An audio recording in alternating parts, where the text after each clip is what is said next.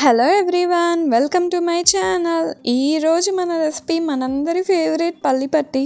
మనం ఏదైనా హెల్తీగా తినాలి అనుకున్నప్పుడు లేదా టైం పాస్కి ఆర్ ఈవినింగ్ స్నాక్లా అయినా ఎలా అయినా ఈ చికెన్ తినచ్చు. ఇది చాలా ఈజీగా ఇంట్లోనే ప్రిపేర్ చేసేసుకోవచ్చు అండ్ చాలా తక్కువ ఇంగ్రీడియంట్స్తో చేసుకోవచ్చు.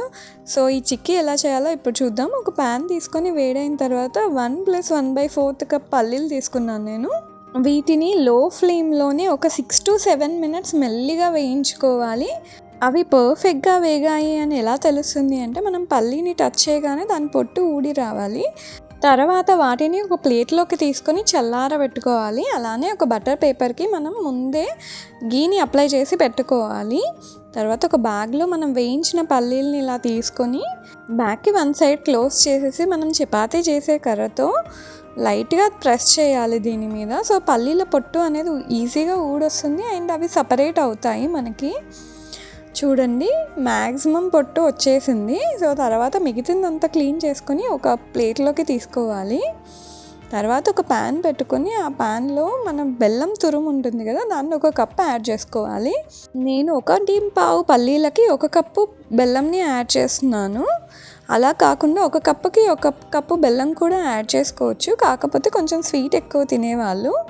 తర్వాత ఇవి మంచిగా కరిగిన తర్వాత అందులో ఇలాచీ పౌడర్ అలానే 1 టేబుల్ స్పూన్ గీని కూడా యాడ్ చేసేసి కలుపుకోవాలి. అలానే నెయ్యి అనేది మ్యాండేటరీ ఏం కాదు, మన ఇష్టం, వేస్తే వేసుకోవచ్చు లేదంటే లేదు. తర్వాత ఇలా వాటర్లో వేసి మనం టెస్ట్ చేస్తే మనకి ఇలా ముద్దలాగా అవ్వాలి వెంటనే, అప్పుడు మన పాకం రెడీ అయినట్టు. తర్వాత మనం సపరేట్ చేసి పెట్టుకున్న పల్లీలను కూడా ఇందులోకి యాడ్ చేసుకొని మంచిగా మిక్స్ చేసుకొని మనం ముందే ప్రిపేర్ చేసుకున్న బటర్ పేపర్ మీదకి యాడ్ చేసుకోవాలి. తర్వాత మనం చపాతీ చేసే కర్రకి కొంచెం నెయ్యిని అప్లై చేసేసి వేడిగా ఉన్నప్పుడే బటర్ పేపర్ మీద స్ప్రెడ్ చేసుకోవాలి. ఎడ్జెస్ అన్నిటినీ కొంచెం లోపలికి అంటూ మనం ఒక రెక్టాంగిల్ షేప్ లాగా చేసుకున్నామంటే కొంచెం వేస్టేజ్ తక్కువగా ఉంటుంది. అండ్ వేడిగా ఉన్నప్పుడే మనం చాక్తో ఇలా స్క్వేర్ పీసెస్ లాగా కట్ చేసి పెట్టుకోవాలి, ఎందుకంటే చల్లారిన తర్వాత మనం కట్ చేయలేము. మొత్తం అది చల్లగా అయ్యే వరకు పక్కన పెట్టి చల్లగా అయిన తర్వాత ఇలా తీస్తే మనకి బటర్ పేపర్ నుంచి ఈజీగా రిమూవ్ అయిపోతుంది. అండ్ వీటిని ఈజీగా మనం పీసెస్ లాగా కూడా కట్ చేసుకోవచ్చు.